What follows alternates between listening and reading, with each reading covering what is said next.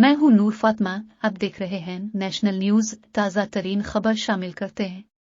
Punjab assembly में budget पर इजलास बुलाया गया। पीटीआई के रहनुमाओं ने डिप्टी स्पीकर के नाक में दम कर दिया। आईआईपीटीआई के नारे धुआंधार नारे से लीगियों की एक न चली।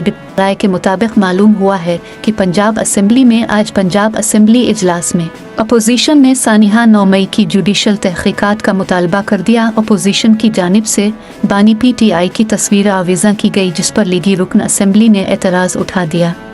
हुकूमती बेंचेस के एतराज़ पर पीटीआई अरकान बरहम हो गए। हुकूमती अरकान की जानिब से इजलास का बायकॉट किया गया। अपोजिशन लीडर अहमद खान बेचर का कहना था कि 9 मई पर हमारा बतौर जमात एक मौक़िफ़ है। हम 9 मई की जुडिशल इंक्वायरी करवाना चाहते हैं।